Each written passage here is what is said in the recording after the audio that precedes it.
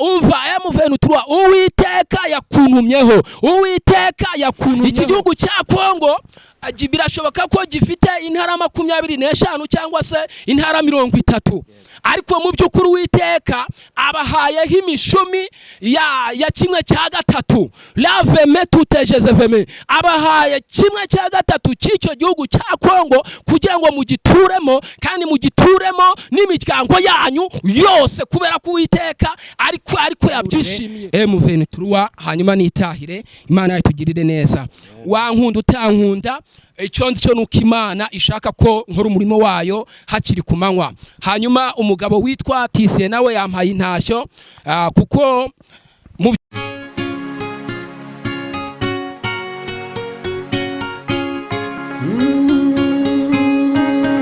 Emana we, Yesu we, ingoma yawe ni amamare. Reka tubasuhuze kandi tubifurize amahoro y'Imana, umugisha Imana itanga ubane namwe aho muherereye hose, abari mu Rwanda n'abari hanze igihugu cy'u Rwanda, mwese mugubwe neza. Natwe turabakunda kandi twishimiye kubana namwe cyane, ndetse kandi cyane rwose.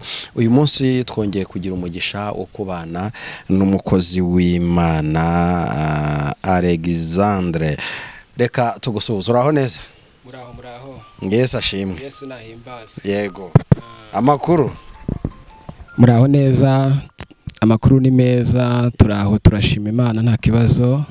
Twongeye kugaruka kongera gutanga ubutumwa bwiza. Yego. Kubera ko Kristo ari byo yishimira.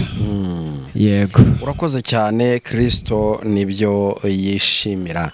Ni inshuro ya kabiri tukwakiriye hangaha kuri Imana Irahari TV. Reka ngusabe kugira ngo noneho wibwire abakunzi bacu, kuko twagiye tubona abandi nyuma yuko uvuye hano yenda batashoboye kubona ikiganiro cyatambutse, ariko nababwira ko cyari ikiganiro cyari gifite ubuhanuzi ndetse kandi bukomeye, bigaragara ko bugiye gusohora, kuko ibimenyetso byamaze kugaragara.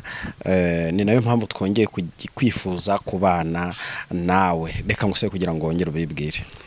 Murakoze. Amazina ni Misago Alexandre, n'ubundi ndacyari wa wundi, n'ubundi ndi umugabo. Yego. W'abana 3 n'umugore.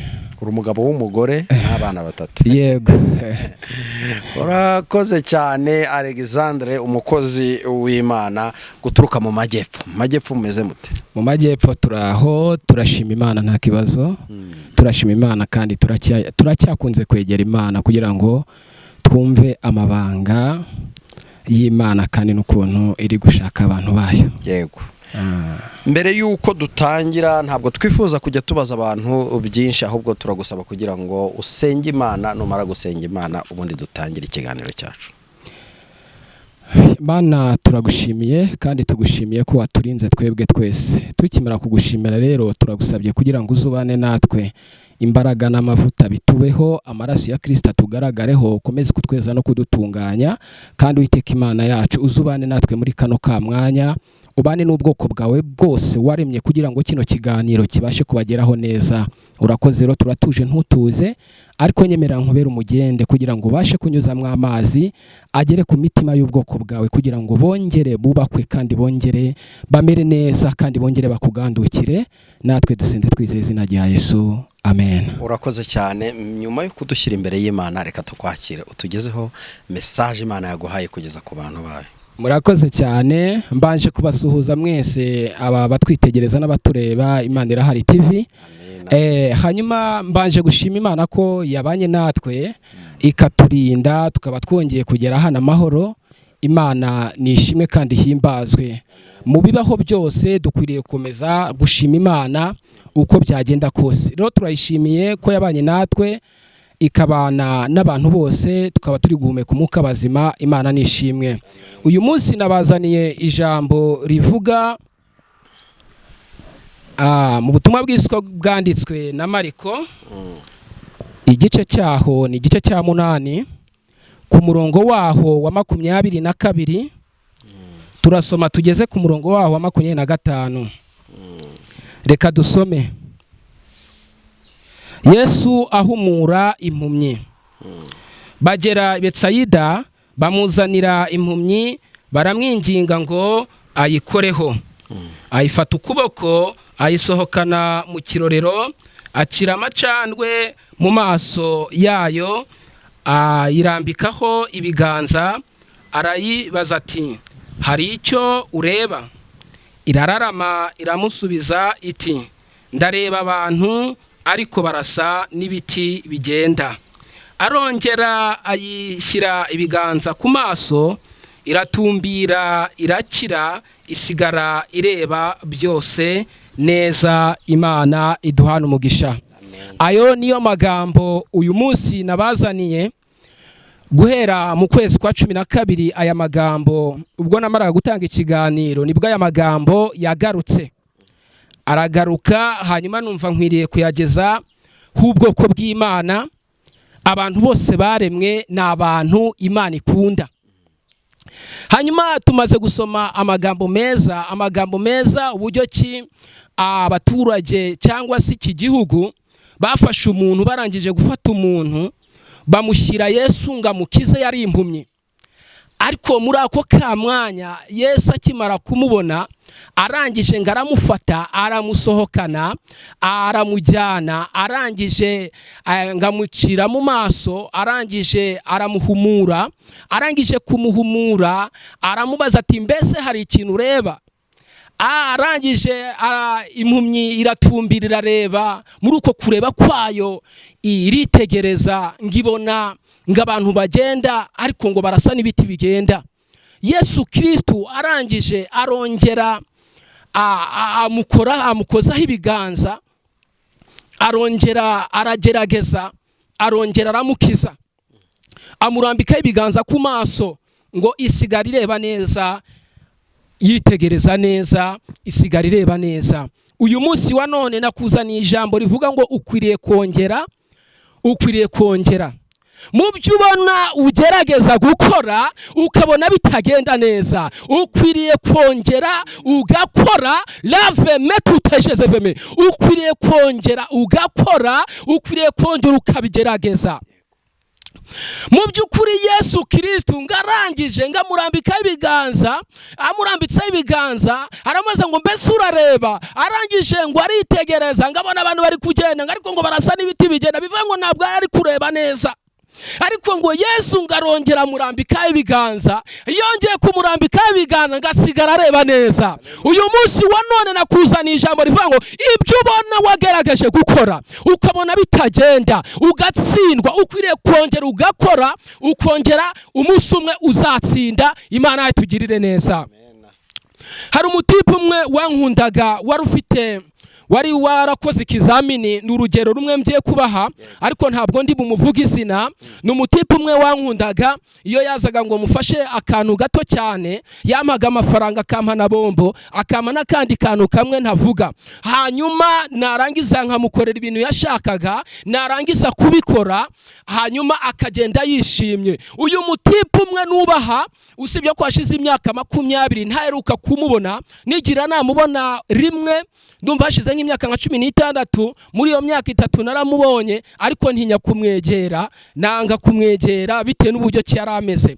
Yarize amashuri 6, agiye gukora diplome arayibura, arakora bwa 2 arayibura, arakora bwa 3 arangije ahita abona amanota meza amujyana muri kaminuza. Uyu mutipe ntabwo yigize acika intege mu kwiga kaminuza yiwe, yarize ararangiza, arangije kwiga kaminuza mbese yahise yigira mu kandi kazi keza cyane. Uyu munsi wa none muri iki gihugu ni umuntu wubashywe cyane, ndetse nanjye ubwanjye mubonye usibye ko yantungura akabati kadogo bimeze gute. Uyu munsi ariko nanjye narakuze, nabaye umuntu w'umugabo. Ariko najya ngo mbabwire ngo nimba waratsinzwe ukwiriye kongera ukagerageza. Na Yesu ari guhumura impumyi byaranze ari karongera. Uyu munsi wa none najya ngo mubwire ngo nimba utarabonye amanota ya diplome ukwiriye kongera ugakora, ndetse bikaba na 2 ndetse bikaba na 3. Imana yatugirire neza. Umugabo witwa Eliya, uyu mugabo witwa Eliya umunsi umwe ngajya guhura na Ahabu, arangije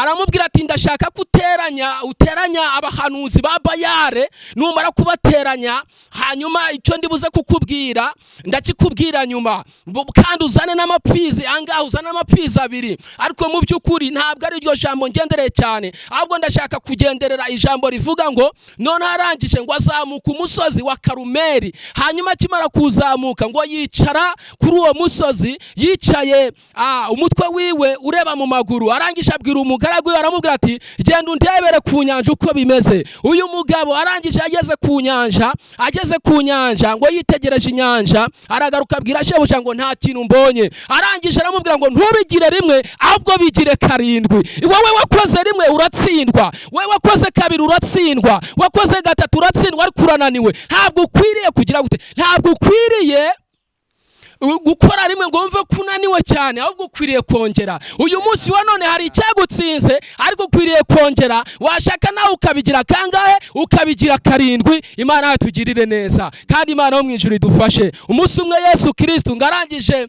ngaza kuzamuka mu gashyamba ngo kitwa Igetsimani, hanyuma ngo yari kumwe n'abigishwa biwe, arangije arabwira ati reka nigira imbere. Yigira imbere arasenga, akimara gusenga yumva umubiri urananiwe, agaruka kubigishwa barabura ati ntabwo mubaye maso. Arangije yigira imbere nanone bwa 2, arongera arasenga, ariko nanone umubiri ugatinya bitewe n'ibiki byari bigiye kumukorerwaho. Ariko arangije arongera aragaruka bwa 3, arongera ati kubera iki mutabana maso nanjye, mwankundiye mukaba maso. Arangije arongera asubirayo bwa 3. Ku bwa 3 niho yagize gute, niho yabonye imbaraga z'Imana. Imbaraga z'Imana zituruka mu ijuru zimuha imbaraga. Arangije abati noneho bibuka ushaka mwami ntibibuko shaka. Uyu munsi wa none ndagira ngo nkubwire ngo gutsindwa rimwe ntabwo ari we wenyine ukwiriye gutsindwa rimwe, ahubwo na Yesu yaratsinzwe, ahubwo kwari kukwibutsa kugira ngo wongere ugerageze. Eliya arangije abwira umugaragu we, aramubwira ati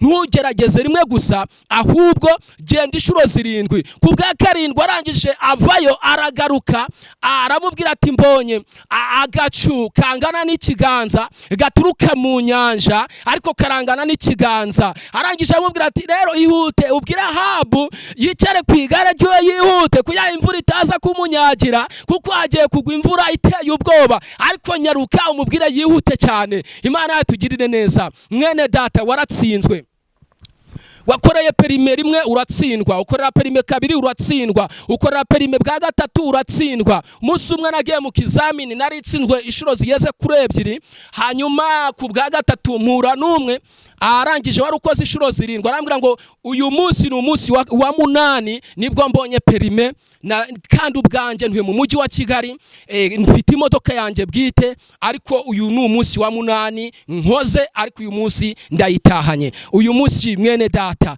waratsinzwe, bwa mbere waratsinzwe n'ubwa 2 waratsinzwe, ariko ntabwo ukwiriye gucika intege ngo uvuga tubirambikira aho ngaho. Oya, ongera ugerageze, ongera ugerageze bwa 3, ongera ugerageze bwa 4, ongera ugerageze bwa 5, ongera ugerageze bwa 6. Birashoboka ko ku bwa 7 uzabona icyo washakaga. Imana yatugirire neza. Nagira ngo nkubwire ngo iyi nshuti yanjye yankundaga nkiri umwana, mu by'ukuri yakoreye diplome bwa mbere aratsindwa, akora diplome bwa 2 aratsindwa, akora diplome ku bwa 3 abona motivation imujyana muri kame. Ahubwo ukomeze ugerageze gukora, ejo n'ejo bundi uzabona agacukangana n'ikiganza, kuburyo uzajya wabwira ati dore ngaki icyo nashakaga, dore ngiki. Uyu munsi wa none ndakubwira ngo ntucike intege mu byo ugerageza gukora. Waragerageje mu gucuruza biranga, ariko uyu munsi wa none ukwiriye gukomeza kugerageza. Waragerageje mu kwiga uratsindwa, ariko ntabwo ukwiriye kubirambika. Ongera wige, wongera utsinde turokome, wongera ugerageze kuzageza igihe urangirije kwiga amashuri yawe. Ntucike intege, ndakubwira ngo ntucike intege. Uyu munsi wa none ntucike intege, kubera ko Yesu Kristo nawe yaragerageje arananirwa, ariko ntiyacika intege. Uyu munsi wa none ndakubwira ngo ntucike intege. Imana yatugirire neza, Imana yacu idufashe. Najya nkubwire ngo gukora ibizamini ukwiriye kubikora washaka ugatsindwa, ariko hari umunsi umwe uzatsinda ugatahana ibyishimo, ugahagarara hera hayo ukayishimira. Imana nishimwe kandi Imana nihimbazwe. Uyu munsi wa none hari ubutumwa bwo muri Amerika afite. Ubu butumwa buteye gute? Ubu butumwa turabusanga mu gitabo cya Mariko. Ubutumwa bwiswe bwanditswe na Mariko, ibice byaho 12 ku murongo wa 30 n'umurongo waho wa 31. Nyakubahwa muyobozi, mu by'ukuri ukwiriye kugerageza. Yesu Kristo agiye gupfa yabwiye abigishwa biwe, arababwira ngo ndagiye, ariko ndagira ngo mbahe amategeko mukwiriye kugenderaho.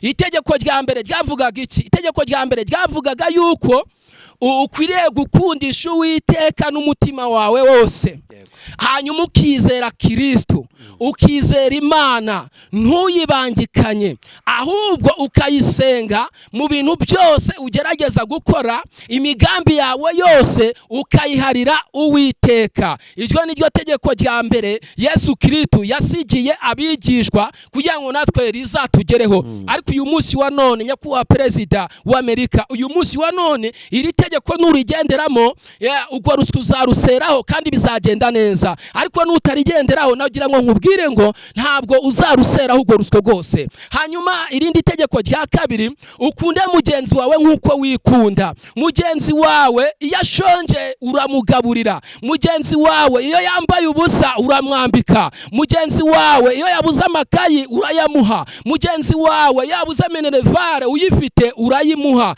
Mwene data nyakubahwa muyobozi, ndagira ngo aya mategeko abiri uzayagenderemo. Mu by'ukuri nizera yuko nubwo ari Kinyarwanda, ariko nizera ko aya magambo ashobora kukugeraho. Ariko mu by'ukuri utagendeye muri aya mategeko abiri, gusenga Imana, ukunda Imana n'umutima wawe wose, nagira ngo nkubwire ngo ubwo ruswa ntabwo uzaruseraho. Nagira ngo nkubwire ngo nudakunda abantu Imana yaremye, nagira ngo nkubwire ngo ubwo ruswa ntabwo uzaruseraho. Ariko muvandimwe nyakubahwa muyobozi, nagira ngo nkubwire ngo igihe cyo kwegera Imana kirageze. Aya magambo nayahawe mu kwezi kwa 12, nubwo yatinze kubageraho wari utarara, ariko uyu munsi wa none uri umuyobozi. Mu by'ukuri egera Imana usenge. Numara gusenga Imana, ubwami bwawe buzakomera, ubwami bwawe buzaba bwiza, ubwami bwawe buzakomera. Ariko nutegera Imana ngo ukunde n'abantu b'Imana, ukunde ikiremwa muntu, mu by'ukuri ndakubwira ngo ubwo ruswa ntabwo uzaruseraho. Imana yatugirire neza. Hanyuma afite ubundi butumwa bwa M23.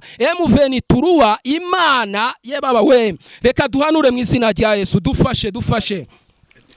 Dufashe duhanure mu izina rya Yesu Kristo ubutumwa bwiza. Duhanure ubutumwa mu izina rya Yesu Kristo, hanyuma abakunda Imana n'abakunda ubutumwa bwiza bazabibona. Bibiliya dusomere, hanyuma mpanurire M23, hanyuma nitahire. Imana yatugirire neza. Wankunda utankunda, icyo nzi cyo nuko Imana ishaka ko nkora umurimo wayo hakiri ku manywa.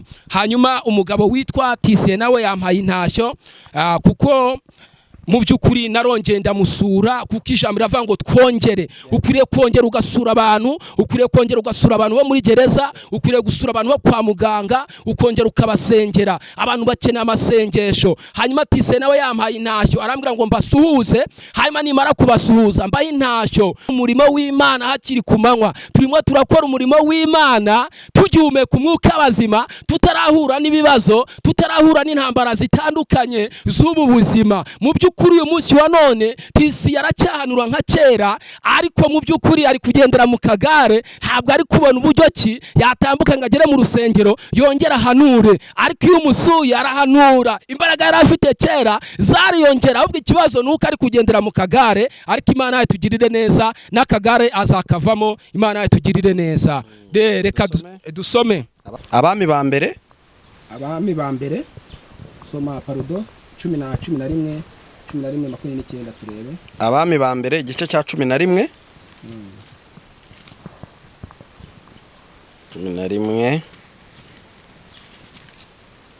umurongo, ijambo rya Yeroboamu. Yego, umurongo waho wa 29 ku murongo wa 31. ubwo ni abami ba mbere 29:31 11 29 31 okay 11 29 cyangwa turebe kanze gato Imana irashaka ko dukora umurimo wayo. Imana irashaka ko dukora umurimo wayo. Turebe nuko icyo gihe Yerobowamu yari mu nzira ava i Yerusalemu. umuhanuzi witwa Ahiya w'Ishiro arahamusanga. Ahiya uwo yari akanishije umwenda mushya kandi bari bonyine ku gasozi. Ahiya yenda uwo mwenda mushya yari yakanishije awutaburamo ibitambaro 12. Abwira Yerobowamu ati enda ibitambaro 10 kuko ariko Uwiteka Imana ya Isiraheli ivuze. Rekeraho. Amen. Hanyuma uyu nguyu Ahiya arangije ngahura na Yerobowamu. Uyu Yerobowamu ni umwana wararewe kwa Salomo mu bwami. Hanyuma Bibiliya ivuga iki? Bibiliya igaragaza yuko uyu Yerobowamu yari umwana w'umupfakazi ariko yarerewe mu bwami bwo kwa Salomo. Hanyuma rero kubera ko Salomo atigeze akiranukira Imana, hanyuma ngo arangije uyu muhanuzi Ahiya arangije ngaza guhura nawe ari kuva i Yerusalemu, arangije aramubwira ati rero Uwiteka yakuntumyeho. Umva M23 Uwiteka yakuntumyeho. Hanyuma ngarangije ngo yarakanishije ngo igitambaro ngo iki gitambaro aracenda ngo agitaburamo ibitambaro 12. Arangije ngo ibitambaro 10 yabihaye Yerobowamu. Arangije kubiha Yerobowamu aramubwira ati iyi ni imiryango 10 nguhaye kugira ngo uzategeke ubu bwoko bwa Isirayeli. Hanyuma imiryango nanone 2 cyangwa umuryango umwe awusigira nanone yawusigiye uwo bita Rehobowamu umuhungu wa Salomo. Ariko icitondegwa umuhanuzi aramubwiye ngo ntabwo ubwami bwa Salomo nzabuguha kiriho, ahubwo Salomo namara gutanga niho nzaguha iyi miryango ukayobora. Uyu munsi wa none rero mu by'ukuri mumenye neza yuko muri iyi miryango 12 reka ngereranye n'iki gihugu cya Kongo, birashoboka ko gifite intara 25 cyangwa se intara 30. Ariko mu by'ukuri Uwiteka abahayeho imishumi ya kimwe cya gatatu. Laveme tutejezeveme abahaye kimwe cya gatatu cy'icyo gihugu cya Kongo kugira ngo mugituremo, kandi mugituremo n'imiryango yanyu yose, kubera ko Uwiteka ariko yabyishimiye, kubera ko Kongo irimo irakora ibintu bidakogwa, irimo iranga ikiremwa muntu. Mu by'ukuri nubwo Trump hari ikintu ari gukora muri iyi minsi kitari cyiza, ariko mbere iyo wagendaga umugore akabyarira muri Amerika baguhaga ubwene gihugu. Iyo Kongo mwayivukiyemo, iyo Kongo muyibayemo imyaka itabarika hafi imyaka irenga 80, kandi muri abakongomani. Ariko mu by'ukuri Kongo yarabihakanye. Ariko uyu munsi wa none Uwiteka arabyemeye yuko abaha imishumi. Ni imiryango 12 byasobanuraga imiryango 12. Yerobowamu uyu muhanuzi Ahiya yatabuye ibitambaro 12 bisobanura imiryango ya Isirayeli 12. Hanyuma Imana irangije iramubwira ati rero ntabwo nzakiguha Salomo akiriho, ariko Salomo namara gutanga nzakiguha. Arangije nibwo kumuha ibitambaro 10 bisobanura imiryango 10. Hanyuma arayiyobora. Uyu munsi wa none Uwiteka yishimiye kubaha icyo gihugu nimba ari intara 25 cyangwa 30. Uwiteka arashaka kubaha kimwe cya gatatu mukagituramo, mukanywa amata, mukagira amahoro, mugatura, mugacuruza bikemera, kubera ko Uwiteka yabyishimiye. Nubwo abantu babatera ubwoba ariko Imana irabashyigikiye. Nubwo abantu babanga ariko Imana irabashyigikiye. Nubwo amahanga yabahagurukira ariko Imana irabashyigikiye. Kandi iyo ushyigikiwe n'Imana uko byagenda kose amatuzayanywa, bazakuroga byange, bazagutega byange, kubera ko ushyigikiwe nandiho. Imana yatugirire neza. Bene data, ndagira ngo ntimugire ubwoba kandi ntimucogore, mwongere muharanire amahoro. Mu by'ukuri murimo murakora neza. Impamvu muri gukora neza, murimo gufata abaza babasanga ntimubagirire nabi, ahubwo mukabakira, mubikora neza. Umunsi umwe umukozi w'Imana arangije ngasenga isengesho rimwe, avuga ati ndashaka kwiza ingabo uzihuma amaso, hanyuma wamara kuzihuma amaso nkazijya imbere nkazijyana aho shaka. Arangije ngarazijyana azigeza mu mugwa arangije azereka umwami w'igihugu cya Isirayeli. Arangije aramubwira ngo ariko se databuja nzitsinda ahangaha? Arangije arababwira ati ariko abantu mwanesheje, ingabo wafashe mbiri wazitsinda ahangaha, ahubwo zifungurire, ahubwo ziha amazi zinywe, hanyuma bazisongera ubugari, hanyuma zibegeho, hanyuma babajye ku kanyama. Mu by'ukuri rero Imana yo mu ijuru murimo murakora neza, kubera ko ingabo ziri kubazaho muri kuzifata mukazakira, mukazibwira ati nimujye hariya, abaturage mukabashyira hariya. Icyo kintu muri gukora Imana izakibahera umugisha. Mu by'ukuri umuntu watsinze akamanika amaboko ntabwo ukwiriye kumwica, ahubwo ukwiriye kumugaburira. Warangiza kumugaburira ukamubwira ati ngaho itahira amahoro, Imana yatugirire neza. Hanyuma rero icyo mbifuriza, mugire courage, ntimucike intege, kubera ko n'iki gihugu mu by'ukuri ingabo zacu zarateraga zigatsindwa, zigatera zigatsindwa, ariko mu by'ukuri ngo barongera baratera bagwana kigabo, bavuga ati reka tubohora umwana w'umunyarwanda, kuko twarimo tuzira ubusa, twarimo turengana. Ariko ingabo z'igihugu zirangije zigwana zidasubira inyuma, kubera ko Imana yari irimo ibitegereza, kuko bari gukora igikorwa cyiza. Barangije bagwana umuhenerezo, Imana ibaha imbaraga, igihugu barakibohora. Hanyuma ubu dusigaye turyama twiyambuye rwose, dusigaye turyama nta kibazo dufite. Mu by'ukuri turanezerewe, igihugu cyacu turanezerewe, kubera ko turara tugenda turakora amasaha 24 bugacya tukongera tugatembera. Umuhanda wacu ni amahoro, aho dutuye ni amahoro, mbega nta kibazo dufite, kubera ko bakomeje bacunga umutekano. N'ubundi ntabwo baryama, ahubwo bakomeza kongera gukora icyo bita gucunga umutekano, baducungira umutekano, bavuga ati umunyarwanda ahari hose naryame neza, nasinzire neza, Imana yatugirire neza. Mwene data rero nakuzaniye ijambo rivuga ngo ukwiriye kongera ugakora, ukwiriye kongera ugakora mu izina rya Yesu, ukwiriye kongera ugakora, ukwiriye kongera ukubaka, Imana yatugirire neza. Hanyuma rero mu by'ukuri ndumva twasenga Imana, ariko ukwiriye gusenga Imana, ukwiriye gusenga Imana, ukwiriye kwegera Imana. Mu by'ukuri birashoboka ko watsinzwe, waraneshejwe, ariko ntabwo ukwiriye guheranwa n'agahinda, ntabwo ukwiriye guheranwa n'imibabaro, ahubwo ukwiriye kongera ukagarukira Imana. Waraneshejwe, wagiye mu byaha, ariko mu by'ukuri ukwiriye kongera ukagarukira Imana. Imana kubera ko nayo iragukeneye. Imana nitugirire neza. Imana iragukeneye ko yongera ikagukoresha, Imana iragukeneye ko yongera ikakuba hafi, mwongera mukajya inama. Hari akantu maze iminsi ndeba Theo yashyizeho, Theo bose babireba, akantu kavuga ati ndimo ndashaka kongera gutanga ubuhamya. Ni byiza kongera kugarukira Imana,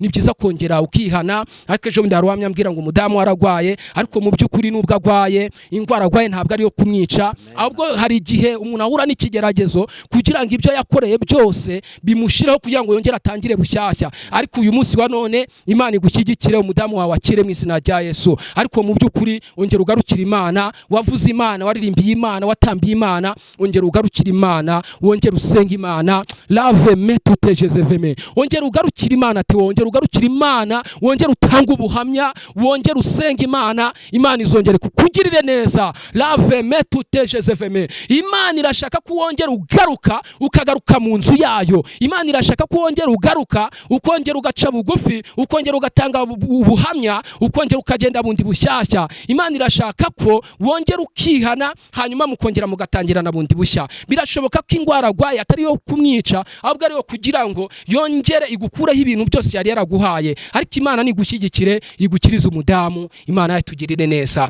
Tugiye gusenga Imana, ariko mu by'ukuri ukwiriye kongera ukagerageza.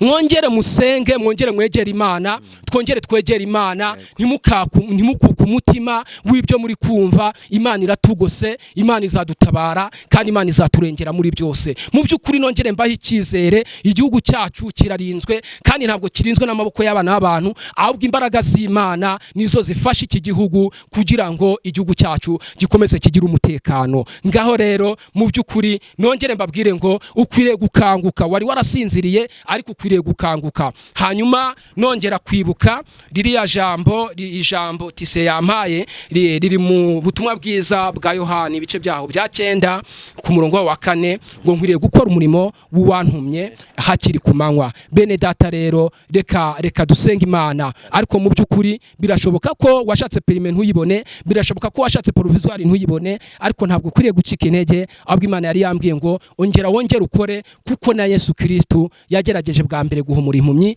biranga, agerageza bwa kabiri birakunda. Yagerageje gusenga bwa mbere ari Getsimani biranga, arasenga bwa kabiri biranga, ariko ku bwa gatatu abona imbaraga. Ongera ugerageze ukorere provisoire, wongere ugerageze 2 3 5. Hari abantu bagiye babona provisoire bakoze inshuro 10 na zingahe, hari ababonye perime bakoze inshuro 8 12.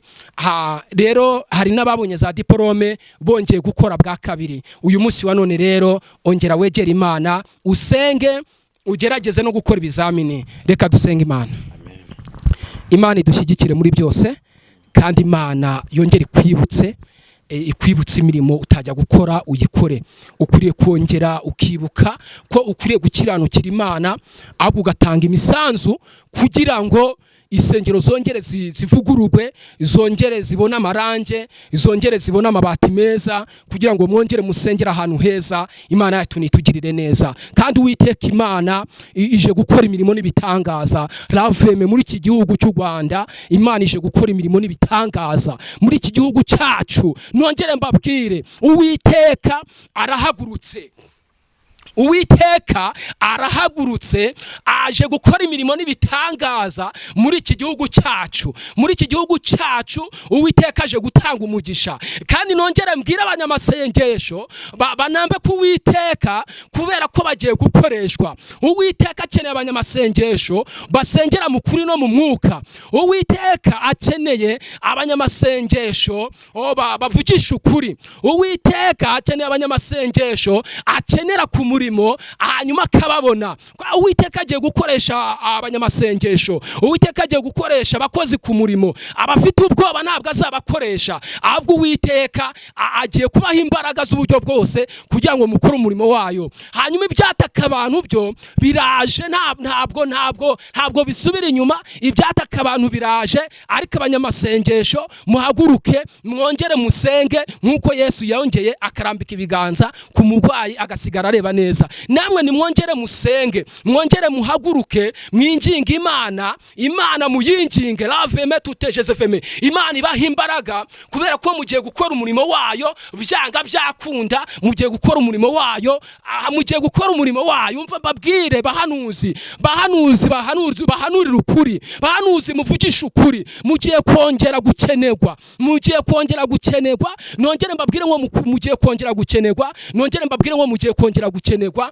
Mugiye kongera gukora imirimo iteye ubwoba. Hanyuma ibyifuzo bya bamwe mugiye kubibona, kandi uko bazajya baha ibyifuzo muzajya mubasengera basubizwe. Abagware kwa muganga bazakira, abafite ibyifuzo bitandukanye ari abatsinzwe bazatsinda kubw'ibyifuzo babagejejeho. Imana yo mu ijuru ahubwo irashaka kwigaragaza muri iki gihugu, irashaka kugaragaza yuko ifite imbaraga ziri hejuru y'ibintu byose. Raveme tutejezeveme, wowe birashoboka ko wabugwariye kwa muganga, ariko hamagara umunyamasengesho agusengere, uzakira mu izina rya Yesu. Birashoboka ko wabugwariye mu rugo, hamagara umunyamasengesho agusengere. Birashoboka ko wabugwariye ahantu hatandukanye, ariko hamagara umunyamasengesho agusengere. Reka dusenge mu izina rya Yesu. Ariko aka kantu ntabwo naye kukibagirwa kugenda ntakavuze. Akantu kavanga abakozi b'Imana bagiye gukenerwa, abakozi b'Imana bagiye gukenerwa. Mwabatera amabuye mutabatera amabuye, abakozi b'Imana bagiye gukenerwa.